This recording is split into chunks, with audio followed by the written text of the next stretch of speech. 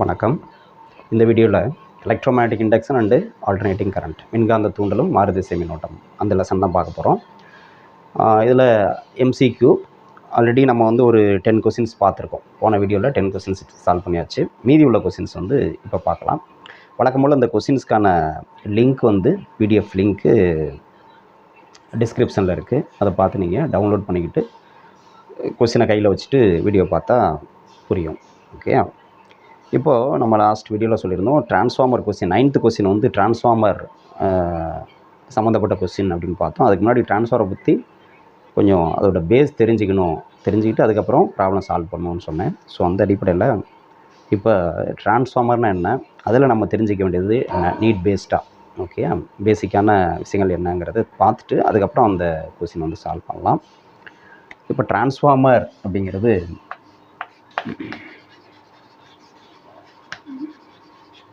Transformer மின் மாற்றி அப்படின்னு சொல்கிறோம். மின் மாற்றி அப்படின்னா ஏதோ ஒன்று மாற்றுது. என்னத்தை மாற்றுது அப்படின்னா ஒரு சுற்றுலேருந்து இன்னொரு சுற்றுக்கு மின் திறனை மாற்றுது. ஒரு சுற்றுலேருந்து இன்னொரு சுற்றுக்கு மின் திறனை மாற்றுறது தான் என்னது, மின் மாற்றி அப்படின்னு சொல்லுவோம். இப்போ இது ஒரு சுற்று, இது வந்து பிரைமரி அப்படின்னு சொல்லலாம், இது வந்து செகண்டரி அப்படின்னு சொல்லுவோம். முதன்மை சுற்று, துணை சுற்று அப்படின்னு சொல்லுவோம். இப்போ இதில் வந்து ஒரு ஏசி திறன், மின் திறன் இங்கே கொடுக்குறோம். இதுக்கு பேர் வந்து இன்புட்டுன்னு சொல்லுவோம், இன்புட். ஓகே, இங்கே வெளில கிடைக்கிறது வந்து என்னது, அவுட்புட். இங்கே கிடைக்கிறது அவுட்புட். ஓகே, அப்போ ஒரு சுற்றுலேருந்து இன்னொரு சுற்றுக்கு மின் திறனை அதனுடைய அதிர்வெண்ணை மாற்றாமல்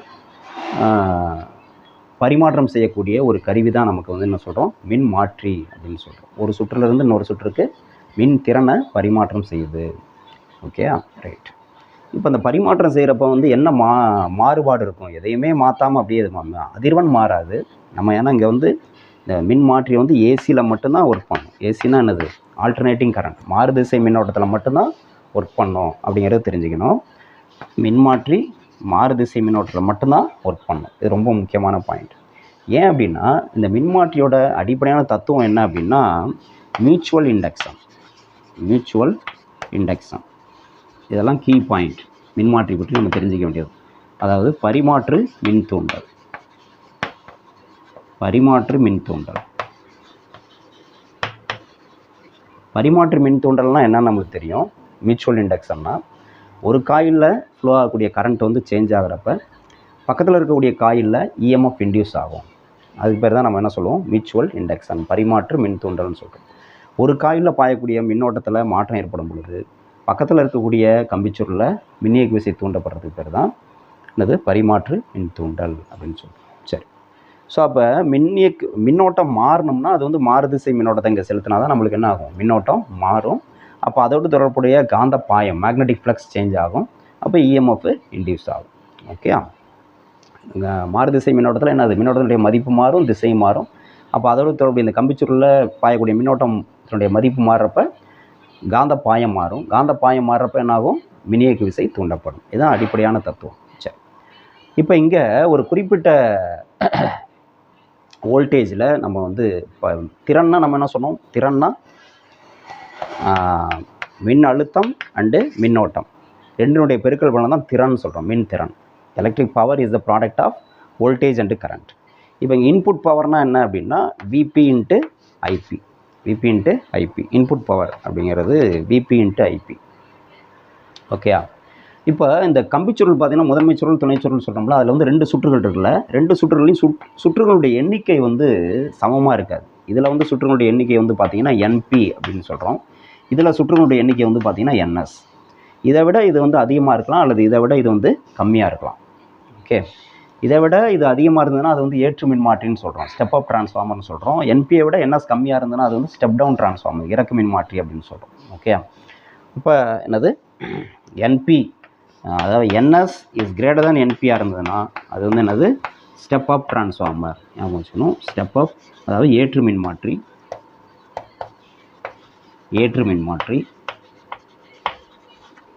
அடுத்து வந்து இது அப்படியே உல்ட்டாக இருந்ததுன்னா என்எஸ் இஸ் லெஸ் தேன் என்பியாக இருந்ததுன்னா அது வந்து step down transformer. Step down இறக்கு மின்மாற்றி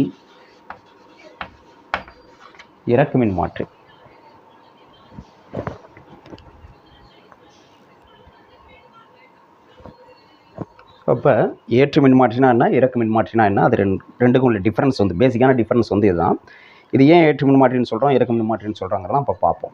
ரைட். இப்போ எப்படி வந்து டிரான்ஸ்ஃபார்மர் வந்து ஒர்க் ஆகுது. இப்போ இது வந்து பார்த்திங்கன்னா படத்தில் இருக்கிறது வந்து என்னது, ஒரு ஏற்று மின்மாற்றி, ஸ்டெப் அப் டிரான்ஸ்ஃபார்மர் வந்து வோல்டேஜை இன்க்ரீஸ் பண்ணி கொடுக்கும். இங்கே எவ்வளோ வோல்டேஜ் கொடுக்குறோமோ அதை விட என்ன ஆகும், இங்கே அதிகமாக கொடுக்கும். அதான் ஏற்று மின்மாற்றி. Okay, right. திறன் மாறாது. பார்ப்போம் இப்போது எப்படி அது மாற்றுதுன்னு பார்ப்போம். இப்போ என்னென்னா, இங்கே வந்து ஒரு கரண்ட் பாஸ் பண்ணுறோம். ஓகே, இன்புட் பவர் கொடுக்குறோம் இல்லையா, அதுலேயே வந்து என்னது இன்புட் கரண்ட் இருக்குது, அதில் ஃப்ளோ ஆகிற கரண்ட் வந்து ஐபி. ஸோ அந்த கரண்ட் வந்து ஏசி கரண்ட்னு சொல்கிறோம். ஏசி கரண்ட்னா வேல்யூ வந்து என்னது, சேஞ்ச் ஆகிட்டே இருக்கும், ஸ்டேபிளாக இருக்காது. அப்போ அந்த கரண்ட் ஃப்ளோ ஆனிச்சுன்னா என்ன ஆகும், அது கரண்ட் இந்த காயிலில் கம்பிச்சுருளில் கரண்ட்டு பாஸ் பண்ணோம்னா இதில் வந்து மேக்னெட்டிக் ஃப்ளக்ஸ் வந்து ப்ரொடியூஸ் ஆகும், காந்த பாயம் உற்பத்தி ஆகும். அந்த காந்த பாயம் தான் இதோட வந்து என்ன ஆகும், லிங்க் ஆகும். இதோட லிங்க் ஆகும்.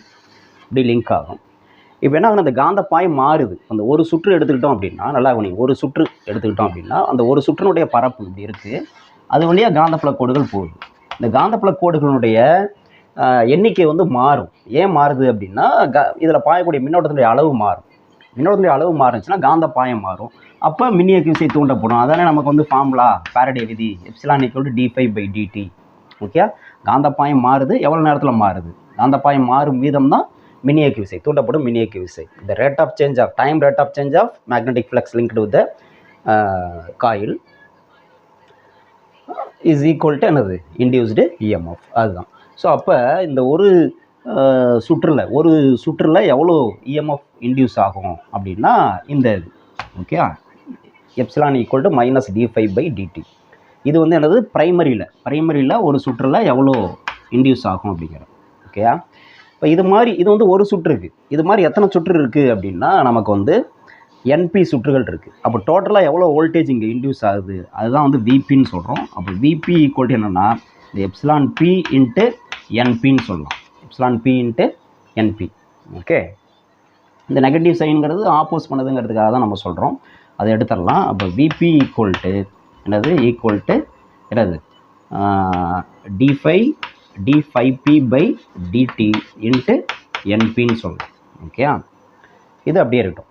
இப்போது இங்கே என்ன நடக்கும், இங்கே நடக்கிற மாதிரி இங்கேயும் நடக்கும் சைமல்டேனியஸாக. ஏன்னா இங்கே வந்து காந்த பாயம் மாறுனுச்சுன்னா அதே அளவுக்கு இங்கேயும் காந்த பாயம் மாறும். ஏன்னா பக்கத்தில் இருக்குது. அப்போ என்ன ஆகும், இங்கே வந்து எவ்வளோ காந்த பாயம் மாறுதோ அதே அளவுக்கு இந்த லூப்பில் இதில் ஒரு சுற்றுலையும் மாறும். அப்போ இங்கே சொன்ன இல்லையா, இதே இது வந்து இந்த காயிலையும் நடக்கும், இங்கேயும் நடக்கும். அப்போ இந்த செகண்டரிலையும் துணைச்சுருள்லையும் ஒரு சுற்றுல, நல்லா கவனிக்கணும், ஒரு சுற்றுல தூண்டப்படக்கூடிய மின்னியக்கு மதிப்பு வந்து இதே தான், d∅pன்னு சொன்ன இல்லையா, d∅s. இந்த d∅p d∅s இந்த ரெண்டு மதிப்பும் சமம். இந்த 5pயும் 5sம் சமம். ஏன்னா இங்கே எத்தனை 4 கோடா, அதே 4 கோடு தான் இங்கேயும் லிங்க் ஆகும். அப்போ இங்கே ஒரு சுற்றுல எவ்வளோ காந்த பாயம் மாறுதோ அதே அளவு தான் இங்கேயும் மாறும். அப்போ இந்த மதிப்பு வந்து சமம். இதுதான் டிரான்ஸ்ஃபார்மரோட கீ பாயிண்ட்டு தான். துணைச்சுருளையும் முதன்மை சுருளையும் ஒரு சுற்றுல ப்ரொடியூஸ் ஆகக்கூடிய இஎம்எஃப் இருக்குல்ல, இது வந்து ஒரு சுற்றுல ப்ரொடியூஸ் ஆகிற இஎம்எஃப்னு வச்சுக்கோங்க. ஓகே, அது வந்து ரெண்டுலேயுமே சமமாக தான் இருக்கும். இதில் ஒரு சுற்றுல ஒரு வோல்டேஜ்னா இதுலேயும் ஒரு சுற்றுல ஒரு வோல்டேஜ் தான் இன்டியூஸ் ஆகும். Okay, right. ஆனால் டோட்டல் வோல்டேஜ் இங்கே என்னது, இப்போ இதில் வந்து என்ன சுற்றுகள் இருக்குன்னு பார்த்தோம். அப்போ டோட்டல் வோல்டேஜ் வந்து விஎஸ்ன்னு வச்சுக்கோங்க, = எப்சிலான் எஸ் இன்ட்டு என்எஸ்ன்னு சொல்லலாம். அப்போ விஎஸ் = என்னது, d∅s/dt இன்ட்டு என்எஸ்ன்னு சொல்லலாம். இப்போ இந்த மதிப்பும் சமம். இது என்னது, ரெண்டுலையுமே இதில் ஒரு சுற்றில் எவ்வளோ இஎம்எஃப் இன்டியூஸ் ஆகுது, இதில் ஒரு சுற்றில் எவ்வளோ இஎம்எஃப் இன்டியூஸ் ஆகுது, ரெண்டும் சமம்னு சொன்னேன். இதில் ஒரு வோல்டேஜ் இதில் ஒரு வோல்டேஜ் தான். ஆனால் இதில் வந்து என்னது, எத்தனை சுற்று இருக்குது இங்கே பாருங்கள். இதில் வந்து ஒரு வோல்டேஜ் தான், 1 இன்ட்டு இந்த என்பி. இதில் எத்தனை சுற்று இருக்குது, உதாரணத்துக்கு வந்து 100 சுற்று இருக்கிறதா வச்சுக்கோங்க. அப்போ வந்து என்னது, இன்ட்டு 100. அப்போ எவ்வளோ கிடைக்கும், 100 வோல்டேஜ்னு கிடைக்கும். இதில் பிரைமரியில் 100 வோல்டேஜ் கொடுக்குறோம் நம்ம. செகண்டரியில் எவ்வளோ கிடைக்கும், இப்போ செகண்டரியில் எத்தனை சுற்று இருக்குது அப்படின்னா இங்கே எழுதுகிறேன். இது வந்து ஒரு வோல்டேஜ் தான், ஒரு சுற்றுக்கு ஒரு வோல்டேஜ் தான். ஆனால் இந்த செகண்டரியில் வந்து எவ்வளோ இருக்குது அப்படின்னா ஒரு 500 வோல்டேஜ், 500 டர்ன்ஸ் இருக்கிறதா வச்சுக்கோங்க. என்எஸ் வந்து 500ன்னு வச்சுக்கோங்க. அப்போ 500 இன்ட்டு 1 எவ்வளோ கிடைக்கும், 500 வோல்டேஜ்னு கிடைக்கும். புரியுதுங்களா? இப்படி தான் டிரான்ஸ்ஃபார்மர் வந்து எனது வோல்டேஜை ரைஸ் பண்ணி நம்மளுக்கு கொடுக்குறது. அப்போ ரெண்டு சுற்றுலையுமே ஒரு சுற்றில் ப்ரொடியூஸ் ஆகிற வோல்டேஜ் வந்து என்னது, சமம் தான். இதில் ஒன்று தான், இதில் ஒன்று தான். ஆனால் இதில் டர்ன்ஸ் அதிகமாக இருக்கிறனால என்ன ஆகுது, மல்டிபிள் பண்ணுறப்ப நம்மளுக்கு அதிகமான வோல்டேஜ் கிடைக்குது. இப்படி தான் வந்து எனது 100 வோல்டேஜ் 500 வோல்டேஜ் ஆகிறது, 100 வோல்டேஜ் 1000 வோல்டேஜ் ஆகிறது. இப்படி தான் நடக்குது. இதுதான் டிரான்ஸ்ஃபார்மரோட ஒர்க்கிங். ஓகே, இப்போ இதை தான் நம்ம என்ன பண்ணுறோம், நம்ம இந்த ஈக்குவேஷன் நம்பர் 2, இது வந்து ஈக்குவேஷன் நம்பர் 1ன்னு வச்சுக்குவோம். இந்த ஈக்குவேஷன் இருக்கு இல்லையா, இது வந்து ஈக்குவேஷன் நம்பர் 1ன்னு வச்சுக்குவோம். இது ஈக்குவேஷன் நம்பர் 2ன்னு வச்சுக்குவோம். ஈக்குவேஷன் நம்பர் 2ன்னு வச்சுக்குவோம். ஜஸ்ட் டிவைட் 2/1 என்ன கிடைக்கும் நமக்கு? 2/1 பண்ணால் பாருங்கள்,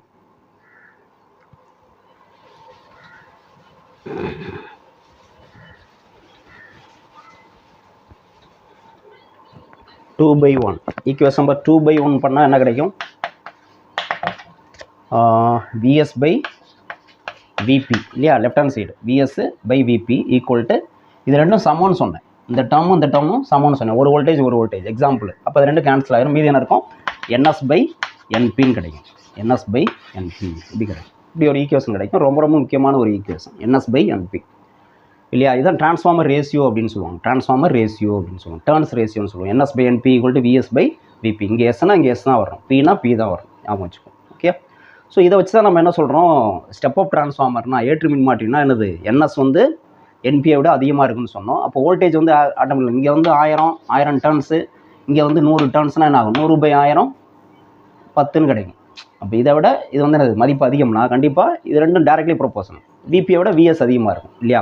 அப்போ NS வந்து இஸ் கிரேட்டர் தென் NPனா ஆட்டோமேட்டிக்காக என்ன ஆகும்? VS is greater than VP. அப்போ பிரைமரியில் இருக்கக்கூடிய வோல்டேஜை விட செகண்டரியில் வோல்டேஜ் அதிகமாக இருக்கும். வோல்டேஜ் அதிகப்படுத்தி கொடுக்கும் நமக்கு ஏற்று மின்மாற்றி, ஸ்டெப் அப் டிரான்ஸ்ஃபார்மர் இப்படி இருக்கும். இது உல்ட்டா வரதுனா NS இஸ் லெஸ் தேன் NPயாக இருந்ததுன்னா நம்மளுக்கு வந்து என்னது, VS இஸ் லெஸ் தேன் VPயாக இருக்கும். பிரைமரியை விட செகண்டரியில் வோல்டேஜ் கம்மியாக இருக்கும். ஓகே, பிரைமரியில் வந்து அப்படியே திருப்பி வச்சோம்னா டிரான்ஸ்ஃபார்மர் இப்படி இருந்ததில்ல, இப்படி இருந்ததில்ல, இங்கே சுற்று கம்மியாகவும் இங்கே அதிகமாக இருந்ததில்ல. அதை அப்படியே திருப்பி வச்சோம்னா என்ன ஆகும்? இறக்கு மின்மாற்றியாக மாறிடும். ஏற்று மின்மாற்றி வந்து என்னது, இறக்கு மின்மாற்றியாக மாறிடும். ஓகேயா, ஸோ அதுதான் ரைட். இப்போ இன்னொரு விஷயம், நமக்கு வந்து டிரான்ஸ்ஃபார்மரில் வந்து ஒரு ஐடியல் டிரான்ஸ்ஃபார்மராக இருந்ததுன்னா, ஐடியல் டிரான்ஸ்ஃபார்மர் ரொம்ப முக்கியமான பாயிண்ட் இது. ஐடியல் டிரான்ஸ்ஃபார்மராக இருந்தால் மட்டும்தான், ஐடியல் அப்படின்னா எந்த லாஸும் இல்லைன்னு அர்த்தம். நோ லாஸே கிடையாது அப்படின்னா, எந்த லாஸுமே இல்லை அப்படின்னா, நம்ம கொடுக்குற இன்புட்டில் எவ்வளோ பவர் கொடுக்குறோமோ அதே பவர் வந்து அங்கே கிடைக்கணும், அவுட்புட்டில் கிடைக்கணும். 100 வாட்னா 100 வாட் அப்படி கிடைக்கணும், 1000 வாட்னா 1000 வாட் அந்த பக்கம் கிடைக்கணும். அப்போ தான் வந்து ஐடியல் டிரான்ஸ்ஃபார்மர்னு அர்த்தம். அப்போ அதனுடைய எஃபிஷியன்சி வந்து 100%ன்னு சொல்லுவாங்க. ஐடியல் டிரான்ஸ்ஃபார்மர்னா எஃபிஷியன்சி எவ்வளவு? 100%. ஓகே, எஃபிஷியன்சினா என்ன சார் அப்படின்னா, output power, ratio of output power by input power. இதுதான் எஃபிஷியன்சி ஃபார்முலா. ஓகே, இப்போது இதெல்லாம் நோட் பண்ணியிருக்கணும், ரொம்ப முக்கியமான பாயிண்ட்ஸு.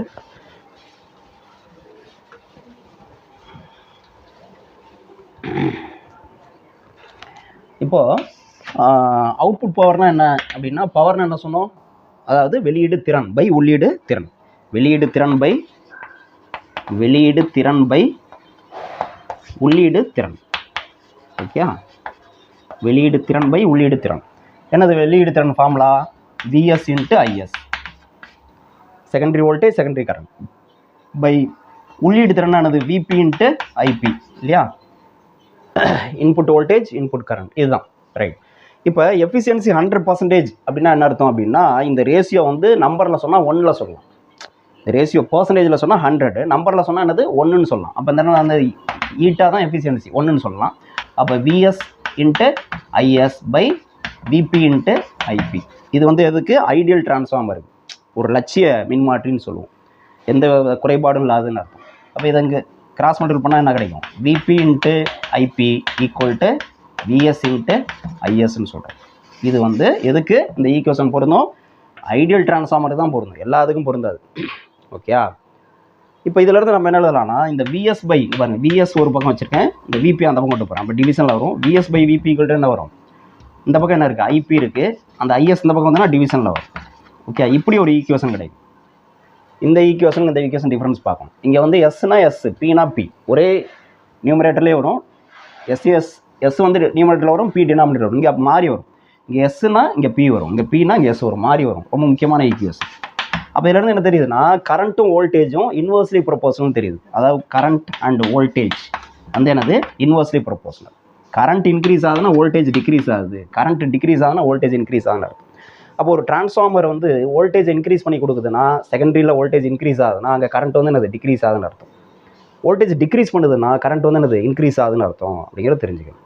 ஓகே, இப்போ இந்த ரெண்டு ஈக்குவேஷன் கம்பைன் பண்ணால் நம்மளுக்கு என்ன கிடைக்கும் அப்படின்னா, இது ரெண்டையும் கம்பைன் பண்ணோம்னா நமக்கு இதெல்லாம் நோட் பண்ணிக்கணும். எல்லா ஈக்குவேஷன்ஸும் முக்கியம், இது சொல்லியிருக்கிற எல்லா ஈக்குவேஷன்ஸும் முக்கியம், குறிப்பாக அந்த பாயிண்ட் முக்கியம். ஐடியல் டிரான்ஸ்ஃபார்மர் அப்படிங்கிறது முக்கியம். மற்ற டிரான்ஸ்ஃபார்மருக்குலாம் 100% இருக்காது, லெஸ் தேன் 100% தான் இருக்கும். சரி, இந்த ரெண்டு ஈக்குவேஷன் கம்பைன் பண்ணோம்னா நம்மளுக்கு என்ன கிடைக்கும் பார்ப்போம்.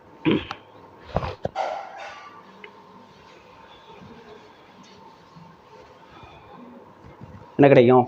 இது வந்து இது ஒரு ஈக்குவேஷன் நம்பர் கொடுத்துங்க. இது வந்து ஈக்குவேஷன் நம்பர் 3, இது வந்து ஈக்குவேஷன் நம்பர் 4ன்னு வச்சுக்கிறேன். 3 and 4 கம்பைன் பண்ணுறோம் அப்படின்னா 3 and 4 அதிலிருந்து நம்மளுக்கு என்ன கிடைக்குதுன்னா என்ன எழுதலாம் அங்கே பாருங்கள். VS by VP equal to NS by NP equal to என்ன வந்துடும் இங்கே IP by IS. இது மட்டும் கரண்ட்டுக்கு மட்டும் மாறி வரும், P by Sன்னு வரும், மற்றெல்லாம் S by Pன்னு வரும். ஓகே, இதுதான் டிரான்ஸ்ஃபார்மர் ரேஷியோ அப்படின்னு சொல்கிறோம். K இந்த ரேஷியோ வந்து K இஸ் கிரேட்டர் தென் 1ன்னா அது வந்து ஸ்டெப் அப் டிரான்ஸ்ஃபார்மர். ஞாபகம் வச்சுக்கணும், ஸ்டெப் அப் அதாவது ஏற்று மின்மாற்றி. இந்த K இஸ் லெஸ் தேன் 1ஆக இருந்ததுன்னா, NS by NPயோட வேல்யூ வந்து லெஸ் தேன் 1ஆக இருந்ததுன்னா அது வந்து என்னது ஸ்டெப் டவுன் டிரான்ஸ்ஃபார்மர், இறக்கு மின்மாற்றி. இந்த பாயிண்ட்டு தெரிஞ்சுக்கணும். ஓகே ரைட், இவ்வளோ தான் டிரான்ஸ்ஃபார்மரை பற்றி நம்ம தெரிஞ்சிக்க வேண்டியது. இந்த பேஸ் தெரிஞ்சால் போதும், டிரான்ஸ்ஃபார்மரில் என்ன ப்ராப்ளம் கொடுத்தாலும் நம்ம சால்வ் பண்ணிடலாம். ஓகே, இதெல்லாம் நோட் பண்ணிக்கணும் முதல்ல.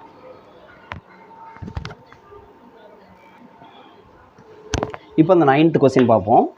போன வீடியோவில் ஸ்கிப் பண்ண கொஸ்டின் 9th கொஸ்டின் என்ன அப்படின்னா என்ன கொடுத்துருக்காங்கன்னா, the primary winding of a transformer has 500 turns where its secondary has 5000 turns. அது டன்ஸ்ன்னு இருக்குது, டைப்பிங் மிஸ்டேக்கு, TURNSன்னு வரணும், TONSன்னு இருக்குது, அதை கரெக்ட் பண்ணிக்கங்க. 5000 turns. The primary is connected an AC supply of 20 voltage 50 Hz. The secondary will have an output of என்னன்னு கேட்டிருக்காங்க. செகண்டரியில் எவ்வளோ output இருக்கும், அதாவது செகண்டரி வோல்டேஜ் என்ன, செகண்டரியில் ஃப்ரீக்வன்சி எவ்வளோ அப்படிங்கிறது தான் கொஸ்டின். மின்மாற்றின் முதன்மை சுருளில் 500 சுற்றுகளும் துணை சுருளில் 5000 சுற்றுகளும் உள்ளது. முதன்மை சுற்று 20 வோல்டேஜ் 50 Hz அளவுகள் AC மின்னழுத்தம் மின் மூலத்துடன் இணைக்கப்பட்டுள்ளது. துணைச்சுருளின் வெளியீடானது என்ன அப்படின்னு சொல்லிட்டு ஆப்ஷன் கொடுத்துருக்காங்க. ஸோ இப்போ இதுக்கு வந்து எப்படி கண்டுபிடிக்கிறது அப்படின்னா, முதல்ல வந்து கிவன் பாருங்கள். என்ன கிவன் அப்படின்னா 9th கொஸ்டின்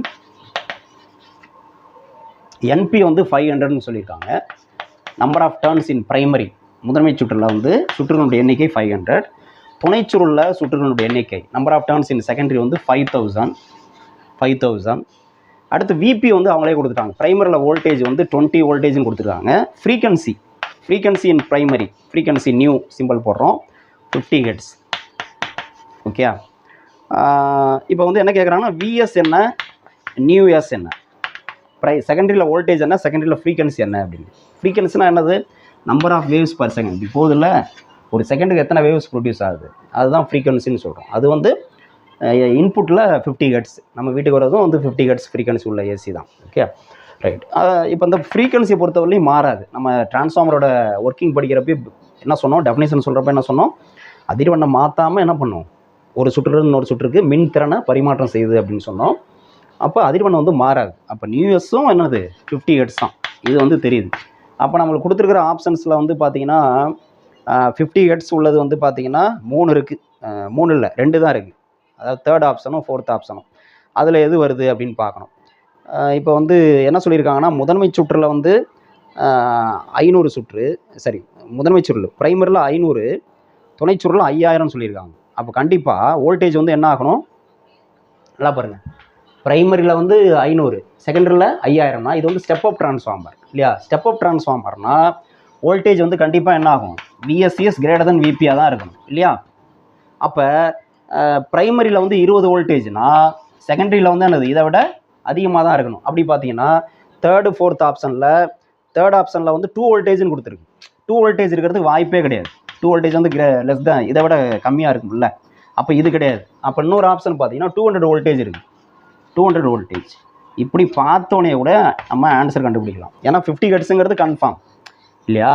அப்போ இது வந்து ஸ்டெப் அப், இது கேல்குலேஷன்லாம் போடணும்னு அவசியமே கிடையாது.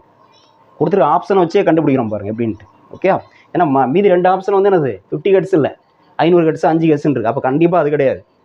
50 Hz உள்ளது தான் ஆப்ஷன். 50 Hzல 2 ஆப்ஷன் இருக்குது. ஒன்று வந்து 2 வோல்டேஜ், இன்னொன்று 200 வோல்டேஜ். எது வரும், இது ஸ்டெப் அப் ட்ரான்ஸ்ஃபார்மர்னால 200 வோல்டேஜ் தான் வரும். ஓகே பார்க்கும்போது தெரியுது. டர்ன்ஸ் ரேஷியோ பார்த்தீங்கன்னா NS/NP எடுத்தோம்னா இதை போல் இது 10 மடங்கு. அப்போ வோல்டேஜ் என்ன ஆகுது? இதை போல் 10 மடங்கு அதிகமாகும். 220 10ஆல் பிறகுனா எவ்வளோ? 200 வோல்டேஜ் கிடைக்கும். ஓகே, அப்போ இதுதான் ஆன்சர். அப்போ ஆன்சர் வந்து என்ன இருக்குது அப்படின்னா, என்ன ஆன்சர் இதுக்கு?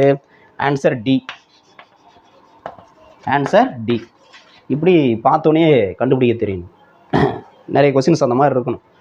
நம்ம அதெல்லாம் ஐடென்டிஃபை பண்ணி ஆன்சரை கேட்ச் பண்ண தெரியணும். Right, okay, right. இது ஃபார்முலா சப்ஸ்டிட் பண்ணாலும் அதான் வரும் உங்களுக்கு வந்து NS/NP ஈக்குவல் டு என்னது VS/BP அப்படின்னு போட்டு VS நீங்கள் கண்டுபிடிச்சாலும் அந்த வேல்யூலாம் சப்ஸ்டிட் பண்ணாலும் உங்களுக்கு என்னது இந்த வேல்யூ தான் கிடைக்கும். நீங்கள் சப்ஸ்டிட் பண்ணி பார்த்துக்கலாம். ஓகே, இதை நோட் பண்ணிக்கலாம். அடுத்து கொஸ்டின் நம்பர் 11 பாருங்கள். டிரான்ஸ்ஃபார்மர் சம்மந்தப்பட்ட ஒரு கொஸ்டின் டிரான்ஸ்ஃபார்மரில் கேட்டிருக்காங்க. என்ன அப்படின்னா 11th கொஸ்டின்,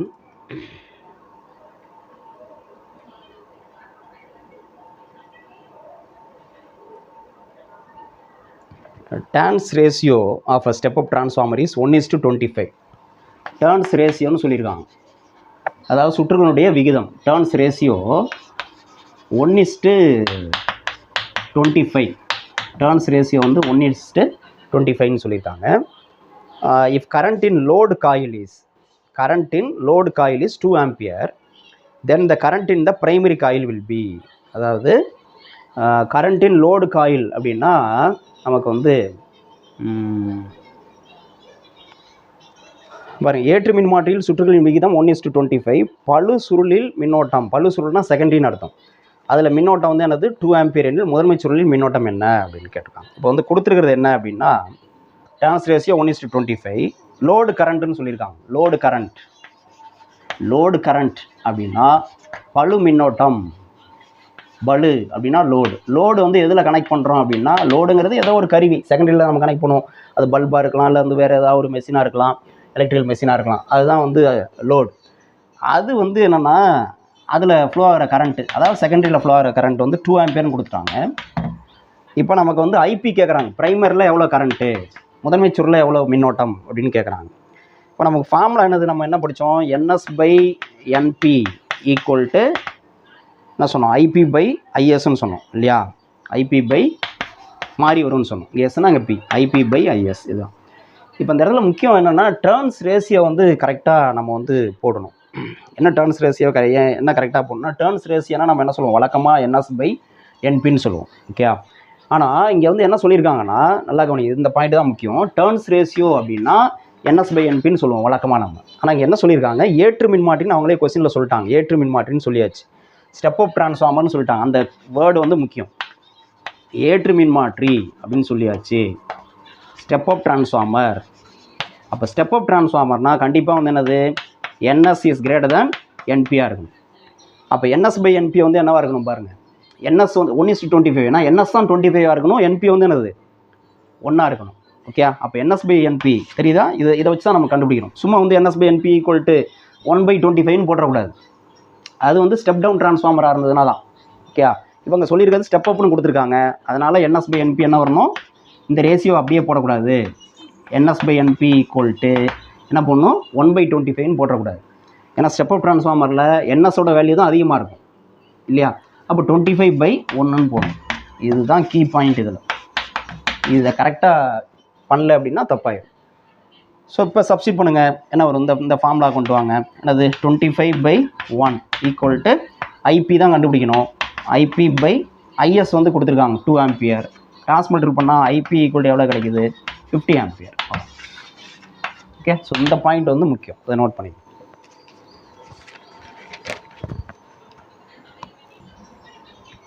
அடுத்து டிரான்ஸ்ஃபார்மர் பற்றி ஒரு கொஸ்டின் வந்து என்னென்னா, கொஸ்டின் நம்பர் 18 அதை பார்த்துருவோம். கொஸ்டின் நம்பர் 18 என்ன சொல்லியிருக்காங்க அப்படின்னா, கொஸ்டின் நம்பர் 18 வந்து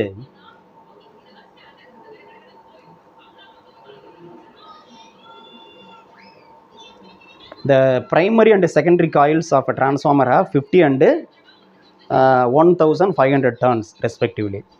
If the magnetic flux phi linked with the primary coil is given by phi equal to phi naught plus 4t, where phi naught is in Webers, t is time in seconds, and phi naught is a constant. Phi is in Webers, T is time in seconds and phi naught is a constant. The output voltage across the secondary coil is output voltage தான் கண்டுபிடிக்கணும். மின்மாற்றியில் முதன்மை மற்றும் துணை சுருள்களில் உள்ள சுற்றுகள் முறையே 50 மற்றும் 1500. முதன்மை சுருளுடன் தொடர்புடைய காந்த பாயம் phi ஆனது phi equal to phi not plus 4t ஆகும். ஒரு ஈக்குவேஷனாக கொடுத்துருக்காங்க. இங்கு phi என்பது வெபரில், காலமானது வினாடிகளில் மற்றும் phi நாட் என்பது மாறிலி எனில் துணைச்சுருளில் குறுக்கேயான மின்னழுத்தம் என்ன அப்படின்னு கேட்குறாங்க. இது ஒரு நல்ல கொஸ்டின். என்ன அப்படின்னா, இப்போ என்பி கொடுத்துருக்காங்க. ப்ரைமரியில் எவ்வளோ சுற்றுகளுடைய எண்ணிக்கை 50, செகண்டரியில் எவ்வளோ சுற்றுகளுடைய எண்ணிக்கை என்எஸ் வந்து எவ்வளோனா 1500. இந்த ப்ரைமரியில் மாறக்கூடிய காந்த பாயம் இருக்கு இல்லையா, அது வந்து எப்படி மாறுதுங்கிறதுக்கு ஒரு ஈக்குவேஷனாக கொடுத்துருக்காங்க. phi நாட் ப்ளஸ் 14 கொடுத்துட்டாங்க. ரொம்ப ரொம்ப முக்கியமான ஒரு ஈக்குவேஷன். இங்கே phi நாட் வந்து கான்ஸ்டன்ட் சொல்லியாச்சு. விஎஸ் வந்து இது வந்து கான்ஸ்டன்ட் சொல்லிட்டாங்க. விஎஸ் ஈக்குவல் டு என்னன்னு கேட்குறாங்க. இதுதான் கொஸ்டின். இப்போ என்ன, நம்மளுக்கு ஒன்றும் இல்லை, இப்போ இது டைரக்ட் கொஸ்டின் தான். பட்டு இந்த ஈக்குவேஷனை டிஃபரன்ஷியேட் பண்ண தெரியும், அவ்வளோதான். நமக்கு வந்து இன்டியூஸ்டு இஎம்எஃப் அப்படின்னு பார்த்தீங்கன்னா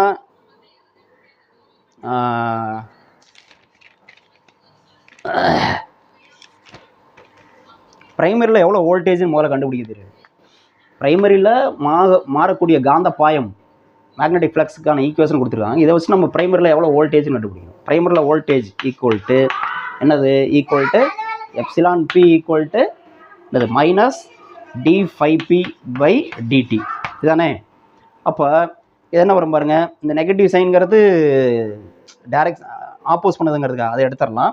அப்போ அதை எடுத்துகிட்டு d/dt ஆஃப் 5pங்கிறது என்னது, இந்த phi நாட் ப்ளஸ் 4t சொல்லியாச்சு.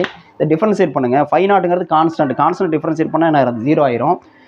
4t டிஃபரன்ஷியேட் பண்ணால் 4ன்னு கிடைக்கும் இல்லையா. அப்போ விபி வந்து எவ்வளவு கிடைக்குது, நமக்கு 4 வோல்டேஜ்னு கிடைக்குது. விபி 4 வோல்டேஜ் கிடச்சிருச்சு. இப்போ நம்ம விஎஸ் தான் கண்டுபிடிக்கணும். இப்போ விபி தெரிஞ்சிச்சுன்னா விஎஸ் கண்டுபிடிக்கலாம். என்ன ஃபார்முலா நமக்கு, VS VP equal to number of turns கொடுத்துருவாங்க, என்பிஎன்எஸ் கொடுத்துருவாங்க, ஈக்குவல் டு அப்போ என்னது NS/NP. நம்ம என்ன கண்டுபிடிக்கணும், விஎஸ் கண்டுபிடிக்கணும். அப்போ விஎஸ் ஈக்குவல் டு என்னது NS/NP into VP. Okay, NS எவ்வளவு 1500. ஸோ 1500 டிவைட் பை என்பி வந்து 50 இன்ட்டு விபி எவ்வளோ கண்டுபிடிச்சோம் 4 வோல்டேஜ்.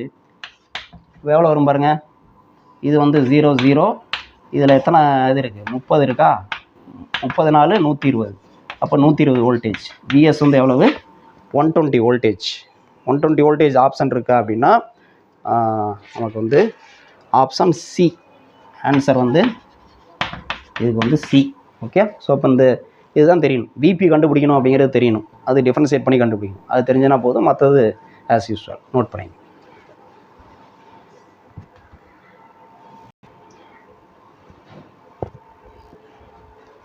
அடுத்து கொஸ்டின் நம்பர் 20. இதுவும் டிரான்ஸ்ஃபார்மர் பற்றின ஒரு கொஸ்டின் தான்.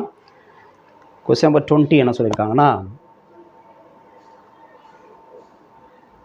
a transformer is used to light a 100 watts and 110 voltage lamp from a 220 voltage mains. If the main current is 0.5 ampere, the efficiency of a transformer is approximately. டிரான்ஸ்ஃபார்மரோட efficiency கேட்டிருக்காங்க. அதாவது 220 voltage மின்னழுத்தம் கொண்ட மின்மாற்றியானது 100 what மற்றும் 110 volt விளக்கை ஏற்ற பயன்படுகிறது. முதன்மை மின்னோட்டம் 0.5 ஆம்பியர் எனில் மின்மாற்றியின் பயனுறு திறன் தோராயமாக. இப்போ பாருங்கள், டிரான்ஸ்ஃபார்மர் வந்து use to light 100 watt 110 voltage lamp from 220 voltage மெயின்ஸ்னா, ஃப்ரம் மெயின்ஸ் அப்படின்னா அப்போ இன்புட் வந்து என்னது 220 voltage, input voltage VP 220 voltage. அதை யூஸ் பண்ணி என்ன பண்ணுறோம் அப்படின்னா 100 வாட்ஸ் பல்பை வந்து எரிய வைக்கிறோங்கிறாங்க. அதோட அந்த பல்புக்கு தேவையான வோல்டேஜ் வந்து 110 வோல்டேஜ். அப்போ 100 வாட்ஸ் பல்பை தான் செகண்டரியில் கனெக்ட் பண்ணுறோம். அப்போ செகண்டரியில் எவ்வளோ வோல்டேஜ் அப்படின்னா விஎஸ் வந்து 110 வோல்டேஜ் அப்படிங்கிறது தெரியுது. அந்த பல்போட பவர் வந்து 100 வாட். அப்போ செகண்டரியில் மின் திறன் அவுட்புட் பவர் எவ்வளோனா 100 வாட் அப்படிங்கிறதும் நமக்கு வந்து அந்த கொஸ்டினில் இருந்து தெரியுது. அதே மாதிரி மெயின் கரண்ட் அப்படின்னா, மெயின் கரண்ட்டுங்கிறது பிரைமரி தான். பிரைமரியில் அதாவது முதன்மை சுருள், அதில் மின்னோட்டம் எவ்வளோ அப்படின்னா 0.5 ஆம்பியர்னு சொல்லிட்டாங்க. எஃபிஷியன்சி கண்டுபிடிக்கணும். ஸோ இப்போ கொடுத்துருக்கலாம் முதல்ல எழுதுவோம். கிவன் என்ன அப்படின்னா, கிவன் வந்து விபி வந்து கொடுத்துருக்காங்க. VP 220 voltage, 220 voltage. விஎஸ் வந்து 110 வோல்டேஜ், விஎஸ் 110 வோல்டேஜ். பவர் வந்து 100 வாட். எந்த பவரு, அவுட்புட் பவர். அவுட்புட் பவரும் இன்புட் பவரும் வந்து என்னது சேமாக இருந்தால் அது வந்து 100% எஃபிஷியன்சி. நமக்கு வந்து அப்படி இருக்கா என்னன்னு தெரியல, அதுதான் கண்டுபிடிக்க சொல்கிறாங்க எஃபிஷியன்சியை. அதனால் அவுட்புட் பவர், இது வந்து அவுட்புட் பவர்னு வச்சுக்கோம். அவுட்புட் பவர் வந்து எவ்வளோ அப்படின்னா 100 வாட்ஸ், 100 வாட். ஐபி வந்து கொடுத்துருக்காங்க. ப்ரைமரியில் கரண்ட் வந்து 0.5 ஆம்பியர், 0.5 ஆம்பியர். எஃபிஷியன்சி தான் நம்ம கண்டுபிடிக்கணும். அப்போ எஃபிஷியன்சி என்ன ஃபார்முலா சொன்னோம் நம்ம? Efficiency equal to VS into IS, output power by input power, VP into IP. இதுதான். இப்போ இதில் எது கண்டுபிடிக்கணும்னு பாருங்கள். விஎஸ் இருக்குது, ஐஎஸ் தெரியாது, விபி இருக்குது. ஸோ விஎஸ் இருக்குது, விபி இருக்குது. அடுத்து ஐபி இருக்குது. ஐஎஸ் தெரியாது, இது தெரியாது, ஐஎஸ் தெரியாது. இப்போ அதை கண்டுபிடிக்கணும், ஐஎஸ். இப்போ அதுக்கு தான் என்ன சொல்கிறாங்கன்னா அந்த அவுட்புட் பவர் சொல்லியிருக்காங்க. அவுட்புட் பவர் வந்து எவ்வளோ சொல்லியிருக்காங்க? அவுட்புட் பவர் அதாவது வெளியீடு திறன், அவுட்புட் பவர் என்ன formula? VS into IS. Okay, output power எவ்வளோ சொல்லுவாங்க? 100 வாட்னு சொல்லியிருக்காங்களா? அப்போ 100 ஈக்குவல் டு விஎஸ் கொடுத்துருக்காங்க 110 இன்ட்டு ஐஎஸ், அதான் கண்டுபிடிக்கணும், ஐஎஸ். அப்போ ஐஎஸ் ஈக்குவல் டு என்ன வரும்? IS equal to 100/110. அப்போ எவ்வளோ வரும்? 10/11 ஆம்பியர்னு வரும். ஐஎஸோட வழி 10/11 ஆம்பியர்னு கிடைக்கும். இப்போ நம்ம எஃபிஷியன்சிக்கு போவோம். ஓகேயா? எஃபிஷியன்சி என்ன ஃபார்முலா பார்த்தோம்? இப்போ எஃபிஷியன்சி ஈக்குவல் டு விஎஸ் எவ்வளவு? விஎஸ் வந்து 110 வோல்டேஜ். அப்போ 110 இன்ட்டு ஐஎஸ் என்ன கண்டுபிடிச்சோம்? இப்போ 10/11. இப்போ 10/11 divided by VP 220 voltage into IP எவ்வளவு? 0.5 ஆம்பியர். 0.5 ஆம்பியர். இதெல்லாம் சால்வ் பண்ணுவோம். என்ன கிடைக்கும் பாருங்கள். இதில் வந்து 10 11 110 இல்லையா? இந்த 10ம் இந்த 10 மேலேயே தான் இருக்குது, 10/100. ரைட். அடுத்து வேறு என்ன கேன்சல் பண்ணலாம் அப்படின்னு பார்த்தோம்னா நமக்கு வந்து இங்கே 10 × 10 100/220 × 0.5னா என்னது? 0.5னா அரைன்னு அர்த்தம், பாதி. 220 பாதி வந்து என்னது? 110. அப்போ 10/11 கிடைக்கும். 10/11 டிவைட் பண்ணால் நம்மளுக்கு என்ன கிடைக்கும்னா, இதை வந்து பர்சன்டேஜில் சொல்லணும் அப்படின்னா, எஃபிஷியன்சி பர்சன்டேஜ் ஆஃப் எஃபிஷியன்சி அப்படின்னா 10/11 இன்ட்டு 100 போடணும். அப்போ என்னது? 1000/11 வரும். 1000-11 வகுத்தா எவ்வளோ கிடைக்கும்னா 90.9 கிடைக்கும். 90.9%. இப்போ இதை வந்து ஆப்ஷன் என்ன கொடுத்துருக்காங்கன்னா 90% கொடுத்துருக்காங்க, ஆப்ஷன் டி. ஓகே, அப்போ ஆன்சர் வந்து ஆப்ஷன் டி. ஓகே, இதை நோட் பண்ணி.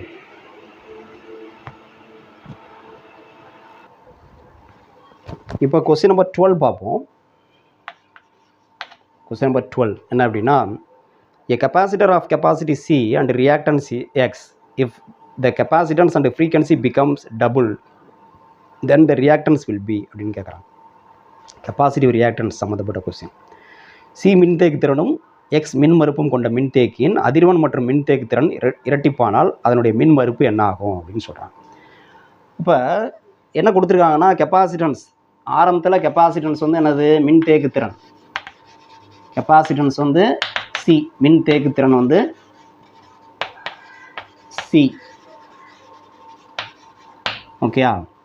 அடுத்து மின் மறுப்பு ரியாக்டன்ஸ் வந்து எக்ஸ்ன்னு கொடுத்துட்டாங்க. மின் மறுப்பு இது வந்து மின் மறுப்பு எக்ஸு. இப்போ அடுத்து என்ன பண்ணுறாங்க? இந்த கெப்பாசிட்டன்ஸ் வந்து டபுள் பண்ணுறாங்க. கெப்பாசிட்டன்ஸ் வந்து சி டேஸ் ஆகுது ஈக்குவல் டு 2C ஆகுது. ரியாக்டன்ஸ் இருக்குல்ல, அதிர்வெண் வந்து என்னது? நியூ டேஸ்ன்னு வச்சுக்குவோம். அந்த அதிர்வெண் வந்து டபுள் பண்ணுறோம், 2 ஆகும். இதை டபுள் பண்ணல. அதிர்வெண் பற்றி இங்கே எதுவுமே சொல்லலை. அதிர்வெண் வந்து டபுள் பண்ணுறோம்.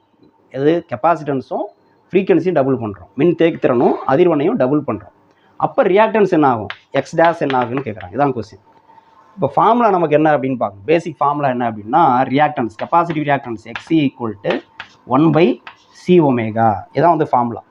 இப்போ இதில் அதிர்வெண் பற்றி சொல்லியிருக்கனால இந்த இடத்துல வந்து அதிர்வெணுக்கான ஃபார்முலா யூஸ் பண்ணிக்குவோம். என்னது? 1/C into omega equal to என்னது? 2π நியூ. இப்போ எது மாறுதுன்னு பார்க்கணும். எது மாறுது? இந்த 2πங்கிறது கான்ஸ்டன்ட், அதை எடுத்துடலாம். சியும் நியூவும் தான் மாறுது. இந்த சியும் நியூவும் தான் மாறுது. அது ரெண்டு என்னது? Inversely proportional. இப்படிதானே? எக்ஸி தான் நம்ம கண்டுபிடிக்கணும். எக்ஸ் தான் கண்டுபிடிக்கணும். அதான் எக்ஸ் டேஸ்ன்னு சொல்லியிருக்காங்க. ஓகேயா? அப்போ ஆரம்பத்தில் வந்து என்னது? எக்ஸு ஈக்குவல் டு என்னது? 1/C சி நியூன்னு வச்சுக்கலாம். எக்ஸ் ஈக்குவல் டு கான்ஸ்டன்ட் வெளில எடுத்துடலாம் 1 பை சி நியூ. அப்போ எக்ஸ் டேஸ் என்ன வரும்? X dash equal to 1 by C dash nu dash. C dash nu dash தான் வேல்யூ கொடுத்துருக்காங்க. என்ன கொடுத்துருக்காங்க? 1 பை சி டேஸ் வந்து 2c இன்ட்டு நியூ டேஸ் வந்து 2 நியூ. அப்போ என்ன கிடைக்குது? 1 by 4 2 into 2 4 C new. C நியூங்கிறது என்னது? 1 பை சி நியூங்கிறது என்னது? எக்ஸு. இந்த எக்ஸு இல்லையா? இது வந்து என்னது? எக்ஸு. அப்போ எக்ஸ் பை 4. அப்போ 4 டைம்ஸ் வந்து என்னது? டிக்ரீஸ் ஆகுது. 1 பை 4x ஆகுது. எக்ஸ் டேஸ் வந்து என்னது? 1 பை 4x ஆகுது.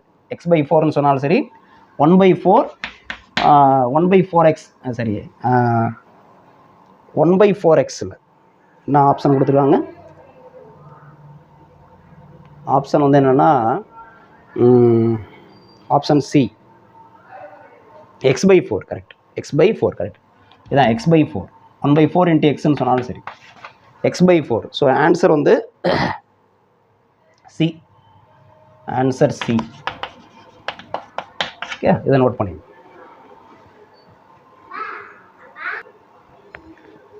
அடுத்து கொஸ்டின் நம்பர் 13 பார்ப்போம்.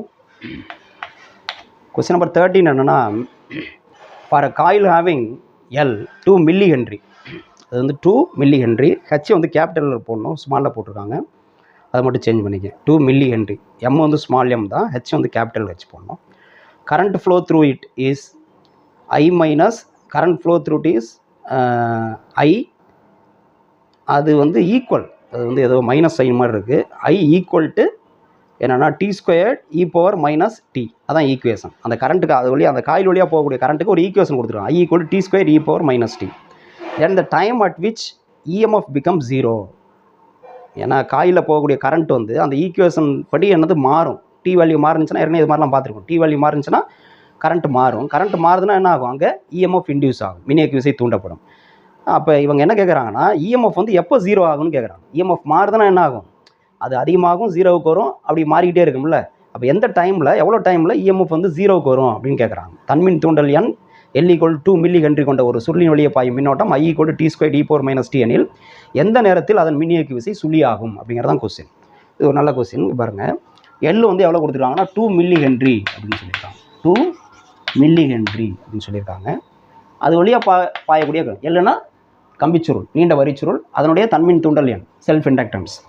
அது வழியாக பாயக்கூடிய மின்னோட்டம் தான் டி ஸ்கொயர்டு இன்ட்டு இ பவர் மைனஸ் டி இப்படி கொடுத்துருக்காங்க. என்ன கேட்குறாங்க? டைம் கண்டுபிடிக்கணும். எப்போ அப்படின்னா when epsilon equal to 0. Epsilon 0 இருக்கிறப்ப டைம் என்ன அப்படின்னு கேட்குறாங்க. இப்போ நம்மளுக்கு பேசிக் ஃபார்முலா என்னது? தன்மின் தூண்டல் செல்ஃப் இண்டக்ஷனுக்கு ஃபார்முலா என்ன? Epsilon equal to minus L into DI by dt. இதுதான் வந்து பேசிக்கான ஃபார்முலா. ஓகே, தன்மின் தூண்டலில். இப்போ இதில் வந்து நான் வந்து இந்த நெகட்டிவ் சைனுங்கிறது இண்டியூஸ் இஎம்எஃப் ஆப்போஸ் பண்ணுங்கிறதுனால தான். அப்போ மேக்னிடியூட் மட்டும் எடுத்துக்கணும்னா modulus of epsilon equal to L into DI by DT இதை எடுத்துடலாம். இப்போ நம்ம என்ன கண்டுபிடிக்கணும்? டைம் கண்டுபிடிக்கணும். இஎம்எஃப் வந்து 0 ஆகிறப்ப. இதுலேருந்து பார்க்கும்போது என்ன தெரியுது? எல் வந்து மாறிலி, இது வந்து மாறிலி, கான்ஸ்டன்ட். நல்லா கவனிக்கணும், இது வந்து கான்ஸ்டன்ட், மாறிலி. அப்போ இந்த இஎம்எஃப் வந்து எதை சார்ந்திருக்கு அப்படின்னா அந்த டிஐ பை டிடி வேல்யூ தான் சார்ந்திருக்கு. அப்போ எப்சிலான் வந்து 0 ஆகணும்னா என்ன ஆகணும்? கண்டிப்பாக இது 0 ஆகும். ஓகே, அப்போ எப்சிலான் 0, எப்சிலான் ஈக்குவல் டு 0 எப்போ? When di by dt equal to 0. Di by d 0 ஆனால் தான் எப்சிலான் 0 ஆகும். அப்போ டிஐ பை டிடி வந்து 0 பண்ணணும். நம்ம டிஐ பை டிடியை என்னது? Di by dt equal to 0. அதான் கண்டிஷன். இதுதான் முக்கியமான கண்டிஷன். இப்போ நம்ம d by dt of i வந்து என்னது? இங்கே கொடுத்துருக்காங்க t square into E power minus t. Okay, equal to 0. இப்போ இதை டிஃப்ரென்ஷியேட் பண்ணணும். இதை டிஃப்ரென்ஷியேட் பண்ணுறதா நம்ம என்னது? ரெண்டுமே வேரியபிள் இருக்குது. டி இதுலேயே ஒரு டி இருக்குது, இங்கேயும் டி இருக்குது. அப்போ 2 வேரியபிள் இருக்குது. யூவி மெத்தட், அந்த மெத்தடில் நம்ம வந்து டிஃப்ரென்ஷியேட் பண்ணோம். அப்போ முதல்ல வந்து ஒரு இதை கான்ஸ்டண்டாக வச்சுட்டு இதை டிஃப்ரென்ஷியேட் பண்ணுவோம். அப்புறம் ப்ளஸ் இதை கான்ஸ்டண்டாக வச்சு அதை டிஃப்ரென்ஷியேட் பண்ணுவோம்ல, அந்த மாதிரி பண்ணுவோம். அப்போ இங்கே வந்து என்னது? டி ஸ்கொயரை டிஃப்ரென்ஷியேட் பண்ணால் 2t ஆயிரும் into e power minus D அப்படியே வச்சுக்கணும். அடுத்து ப்ளஸ் இப்போ டி ஸ்கொயர்டு அப்படியே வச்சுட்டு இ பவர் மைனஸ் டியை வந்து டிஃப்ரென்ஷியேட் பண்ணோம். இ பவர் மைனஸ் டியை டிஃப்ரென்ஷியேட் பண்ணால் இ பவர் எக்ஸை டிஃப்ரென்ஷியேட் பண்ணால் இ பவர் எக்ஸ் தான். இ பவர் மைனஸ் எக்ஸை டிஃப்ரென்ஷியேட் பண்ணால் என்ன கிடைக்கும்னா இ பவர் எக்ஸை டிஃப்ரென்ஷியேட் பண்ணால் அதாவது d by dx of e power x, அதோட வேல்யூ வந்து இ பவர் எக்ஸ் தான்.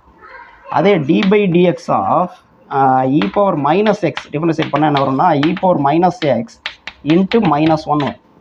அதே மாதிரி தான் இங்கே டி ஸ்கொயர்டு கான்ஸ்டன்ட் அப்படியே வச்சுக்கிறோம். இ பவர் மைனஸ் டி டிஃபரன்ஷியேட் பண்ணால் இ பவர் மைனஸ் டி இன்ட்டு -1 அப்படின்னு வரும் ஈக்குவல் டு 0 அங்கே இருக்குது. இப்போ என்ன வரும் பாருங்கள் 2t இன்ட்டு இ power minus T plus into minus அப்போ minus T squared into E power minus T equal to 0. ஓகேயா? இப்போ நம்ம வந்து இதிலேருந்து டி வேல்யூ கண்டுபிடிக்கணும், அதுதான் நம்மளுடைய எய்மு.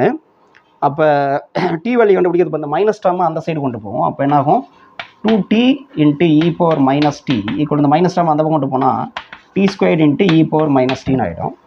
இப்போ ஈக்குவேஷன் ரெண்டு பக்கம் மல்டிப்ளிகேஷனில் இ பவர் மைனஸ் டி இருக்குது கேன்சல் ஆகிடும். இதில் ஒரு டி இதில் ஒரு டி கேன்சல் பண்ணலாம். அப்போ டி ஈக்குவல் டு என்ன கிடைக்கும் 2ன்னு கிடைக்கும். T equal to 2 seconds. இந்த ஆப்ஷன் இருக்கானா ஆப்ஷன் ஏ இருக்குது. இதுக்கு ஆப்ஷன் வந்து ஆன்சர் வந்து என்னது ஏ. ஆன்சர் ஏ நோட் பண்ணிக்கலாம். நெக்ஸ்ட் கொஸ்டின் நம்பர் 14 பார்ப்போம். 14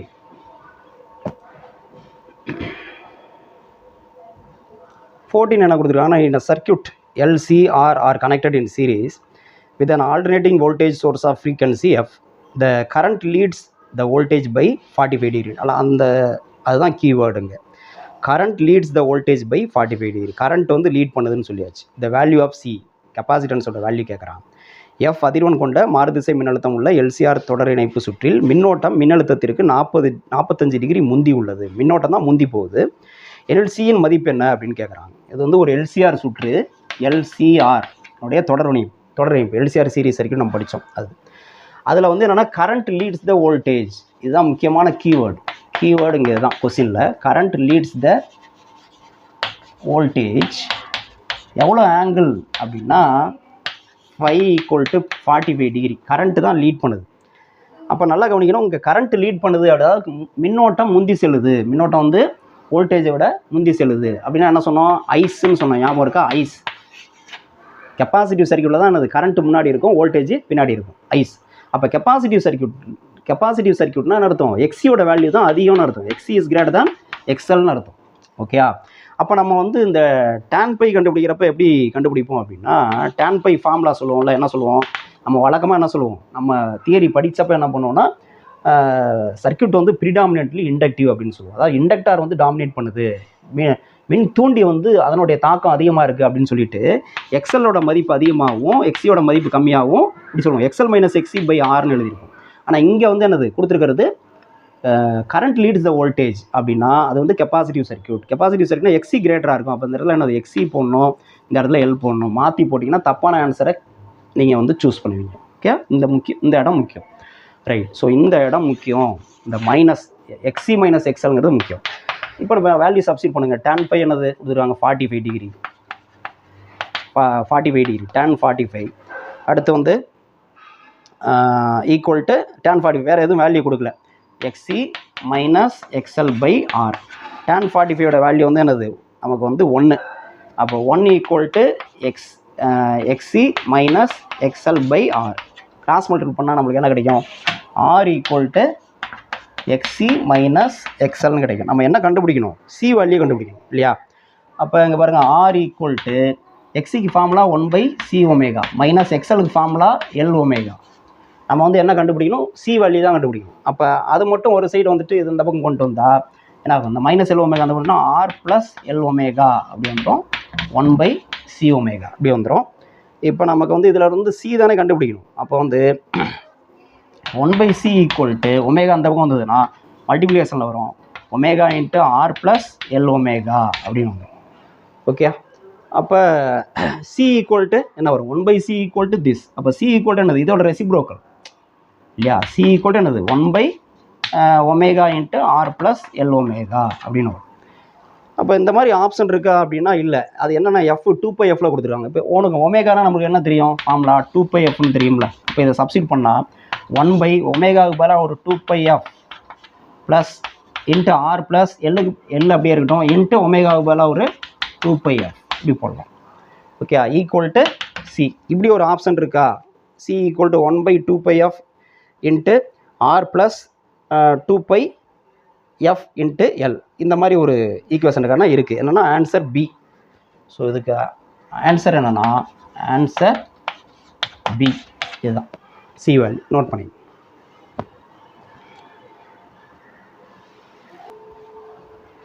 அடுத்து கொஸ்டின் நம்பர் 15 பார்ப்போம்.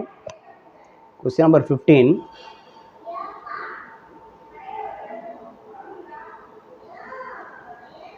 கொஸ்டின் நம்பர் 15 என்ன சொல்லியிருக்காங்கன்னா, எ மெட்டாலிக் ரிங், ஒரு metallic ring is drop down, கீழே போடுறாங்க, keeping its plane perpendicular to a constant and horizontal magnetic field. The ring enters the region of a magnetic field at t equal to 0 and completely emerges out at t equal to capital T second. The current in the ring varies as அப்படின்னு சொல்லியிருக்காங்க. ஒரு உலோக வளையம் கிடைமட்டமாக செயல்படக்கூடிய மாறா காந்தப்புலத்திற்கு செங்குத்தாக கீழே இறக்கப்படுகிறது. அந்த வளையம் t equal to 0 எனும் நிலையில் காந்தப்புலத்திற்கு உள்ளே நுழைந்து t equal to capital T second முற்றிலும் வெளிவருகிறது எனில் வளையத்தில் மின்னோட்டம் எவ்வாறு மாறுபடும் அப்படின்னு சொல்லிட்டு கீழே வந்து வேல்யூலாம் கிடையாது, ஃபார்முலாலாம் ஒன்றும் கிடையாது, கிராஃப் கொடுத்துருக்காங்க. அந்த கிராஃபை வந்து நம்ம சூஸ் பண்ணணும். மின்னோட்டம் அந்த வளையத்தில் உருவாகக்கூடிய மின்னோட்டம் எப்படி மாறுபடுங்கிறது கிராஃபிக்கலாக காமிச்சிருக்காங்க. அந்த கிராஃபை நம்ம சூஸ் பண்ணணும். இப்போ என்ன கொஸ்டின் என்ன அப்படின்னா, கொஸ்டின் நம்பர் 15, இந்த திசையில் காந்தப்புலம் இருக்குதுன்னு சொல்லியாச்சு. கிடைத்தள திசையில் சீரான காந்தப்புலம், இதான் கிடைத்தள திசை. மேலேருந்து ஒரு ரிங்கை வந்து போடுறாங்க, மெட்டல் ரிங்கு உள்ளே போடுறாங்க. அது என்ன சொல்லியிருக்காங்கன்னா, t equal to 0 செகண்டில் இது வந்து உள்ளே நுழைய ஆரம்பிக்குது. நுழைய ஆரம்பிச்சதுன்னா என்ன ஆகும், இப்போ இந்த ரிங்கை வந்து இங்கே இருக்கிறப்ப என்ன ஆகும், கொஞ்சம் மேக்னெட்டிக் ஃப்ளக்ஸ் வந்து உள்ளே பாஸ் ஆகும். கீழே வர வர என்ன ஆகும், இது வழியாக போகக்கூடிய காந்தப்புல கோடுகளுடைய எண்ணிக்கை அதிகமாகும். இங்கே மேலே இருக்கிறப்ப ஒரு கோடு கூட கிடையாது, கீழே இங்கே வரப்போ ஒரு கோடு தான் போகும். இந்த இடத்துல இருக்கிறப்ப நாங்கள் 2 கோடு, இப்படி கோடுகளுடைய எண்ணிக்கை அதிகமாகுதுல்ல. அப்போ கோடுகளுடைய எண்ணிக்கை அதிகமானுச்சுன்னா, அதாவது காந்தப்புல கோடுகளுடைய எண்ணிக்கை, அது வழியாக போகக்கூடிய காந்த பாயத்துடைய அளவு மாறுது. Magnetic flux linked with the loop increases. அப்போ என்ன ஆகும், இஎம்எஃப் இன்டியூஸ் ஆகும். அதனால் என்ன ஆகும், கரண்ட்டு ஃப்ளோ ஆகும். ஓகேயா? அப்போ இங்கே வந்து இஎம்எஃப் இன்டியூஸ்டு வந்து என்னது அதிகமாகும். அப்போ கரண்ட்டு வந்து என்ன ஆகும், அதிகமாகும். ஏன்னா காந்த பாயம் வந்து என்ன அதிகரிக்குது, கரண்ட்டு வந்து அதிகரிக்கும். அதிகரித்து இங்கே இந்த மிடில் வரப்போ என்ன ஆகும், இந்த இடத்துலலாம் வரப்போ இங்கேருந்து இங்கே வரப்போலாம் காந்த பாயத்தில் எந்த மாற்றமும் ஏற்படாது. நல்லா கவனி, காந்த பாயத்தில் மாற்றம் ஏற்படாது. இந்த உள்ள நுழையிறப்ப பை வந்து அதிகரிக்குது, அப்போ கரண்ட்டு உற்பத்தி ஆகும், கரண்ட்டும் அதிகரிக்கும். உள்ளே கம்ப்ளீட்டாக நுழைஞ்சதுக்கப்புறம் இந்த இடத்த ரீச் பண்ணுறவரையும் எனது காந்த பாயத்தில் மாற்றமே இருக்காது. காந்த பாயத்தில் நோ சேஞ்ச், 0 கிடையாது, இருக்கும், ஆனால் நோ சேஞ்ச். சேஞ்ச் ஆகலைன்னா, காந்த பாயம் சேஞ்ச் ஆனால் தான் இஎம்எஃப் இன்டியூஸ் ஆகும், மின் இயக்கு விசை தூண்டப்படும். அப்போ சேஞ்ச் ஆகலைன்னா இஎம்எஃப் 0. இஎம்எஃப் 0னா கரண்ட் வந்து என்ன 0. அப்போ ஒரு குறிப்பிட்ட நேரம் கரண்ட்டே இருக்காது கம்பிச்சுருள். அதுக்கப்புறம் இந்த இடம் வந்தோன்னே என்ன ஆகும், கொஞ்சம் கொஞ்சமாக கம்பிச்சுருள் வெளியில் வரப்போ காந்த பாயத்தினுடைய அளவு குறையும். காந்த பாயத்தினுடைய அளவு குறைஞ்சதுன்னா magnetic flux linked with the loop decreases. அப்போ மறுபடியும் இஎம்எஃப் இன்டியூஸ் ஆக ஆரம்பிக்கும். ஆனால் அந்த இஎம்எஃப்னால ப்ரொடியூஸ் ஆகிற கரண்ட் வந்து என்னது, கரண்ட்டு இன்க்ரீஸ் ஆகும். மறுபடியும் வெளியே கம்ப்ளீட்டாக வெளில வந்துருச்சுன்னா 0 ஆயிரும். ஆனால் இந்த கேஸில் உள்ள நுழையிறப்ப கரண்ட் போணுச்சுல்ல, ஃப்ளோ ஆனிச்சுல்ல, அந்த கரண்ட்டும் வெளியில் வரப்போ இருக்கக்கூடிய கரண்ட்டும் ரெண்டும் ஒரே டைரெக்ஷனில் ஃப்ளோ ஆகாது. இங்கே வந்து காந்தப்பாயம் இன்க்ரீஸ் ஆகுது, அப்போ ஒரு டைரெக்ஷனில் கரண்ட் ஃப்ளோ ஆகும். இங்கே வந்து காந்தப்பாயம் டிக்ரீஸ் ஆகுது, மேக்னெட்டிக் ஃப்ளக்ஸ் டிக்ரீஸ் ஆகுது, அப்போ ஆப்போசிட் டைரெக்ஷனில் கரண்ட் ஃப்ளோ ஆகும். அப்போ நம்மளுக்கு கிராஃப் எப்படி கிடைக்கும்னா இந்த மாதிரி கிடைக்கும். இது வந்து time X axis, current Y ஆக்சிஸில் எடுத்துட்டோம்னா உள்ள நுழையிறப்ப கரண்ட் இப்படி ஃப்ளோ ஆகும்.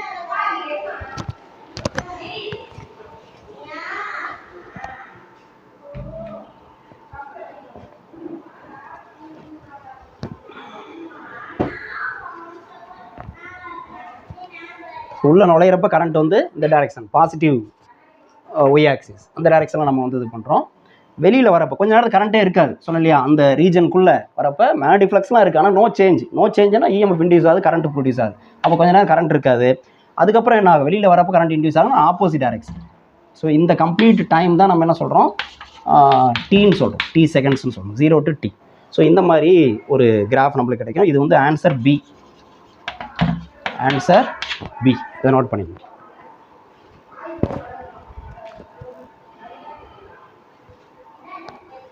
அடுத்து கொஸ்டின் நம்பர் 16. கொஸ்டின் நம்பர் 16 என்ன அப்படின்னா,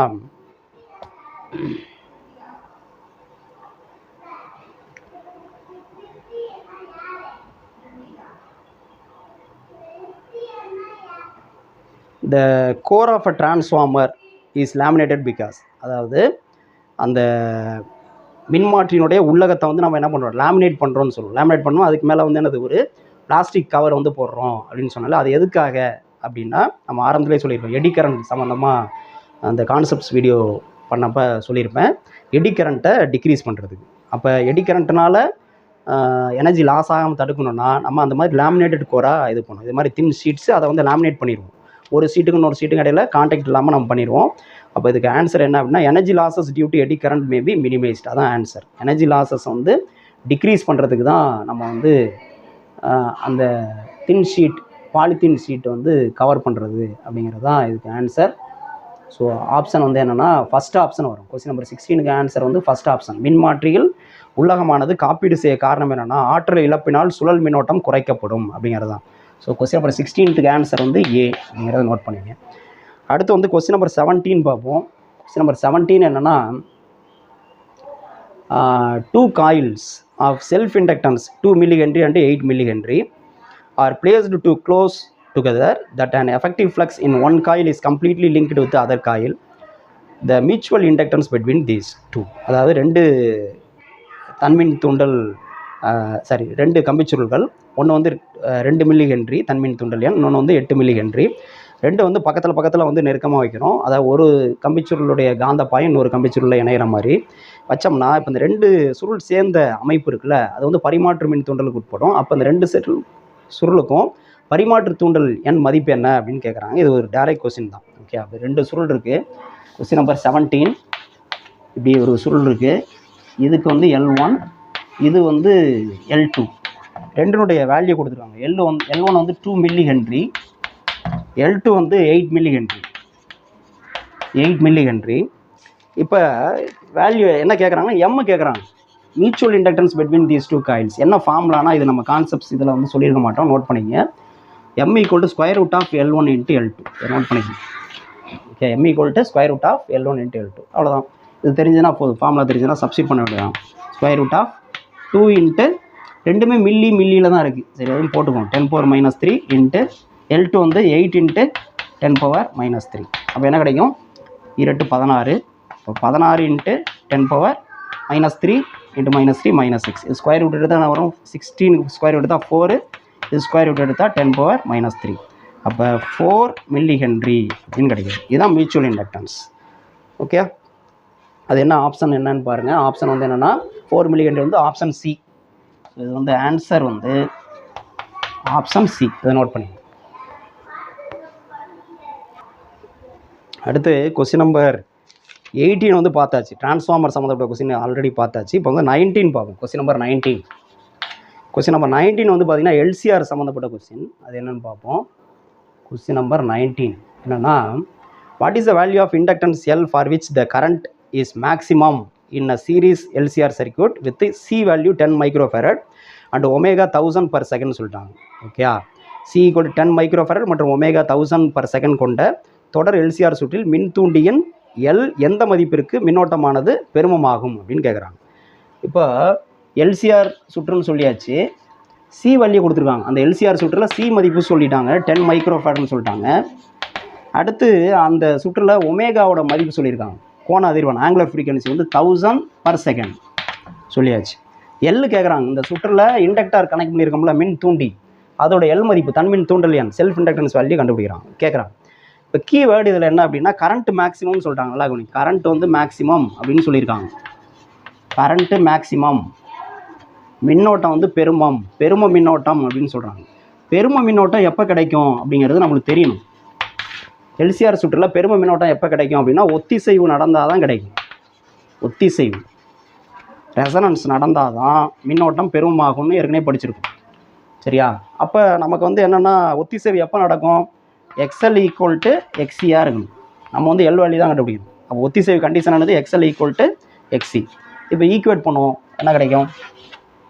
XLனா L ஒமேகா ஃபார்முலா, XC வந்து 1/C⍵. எல் தான் நம்ம கண்டுபிடிக்கணும். அப்போ L = என்ன வரணும்? L = 1/C⍵ இன்ட்டு இந்த ஒமேகா அங்கே வந்துடும். சப்ஸ்டிட் பண்ணுவோம், எல்லா வேல்யூ இருக்குது. சி வேல்யூ வந்து என்னது? 10 µF. அப்போ 10 × 10 மைக்ரோங்கிறனால 10⁻⁶ இன்ட்டு ஒமேகா வேல்யூ 1000 10⁻³ இன்ட்டு இன்னொரு ஒமேகா 10⁻³ அப்போ எவ்வளோ வரும் பாருங்க. இது ரெண்டும் சேர்ந்து என்னது? 10⁻6 ஆகும். 10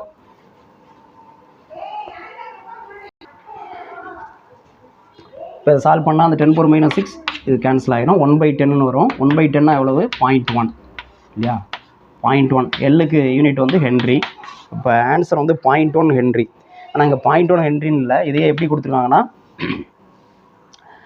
100 மில்லி ஹென்ரின்னு சொல்கிறாங்க. அது எப்படி எழுதலாம் இல்லையா? இதை வந்து 0.1 வந்து எப்படி எழுதலாம்? 1 × 10 பவர் இல்லை எப்படி எழுதலாம்? 100 × 10⁻³ எழுதலாம். 100 × 10⁻³ என்ன ஆகும்? டெசிமல் பாயிண்ட் இங்கேருந்து 3 டிஜிட் தள்ளி வந்துச்சுன்னா 0.1 கிடைக்கும். அப்போ 100 மில்லி ஹென்ரி அப்படின்னு சொல்லலாம். ஆப்ஷன் வந்து B. Option B. Answer B. Note பண்ணிக்கங்க.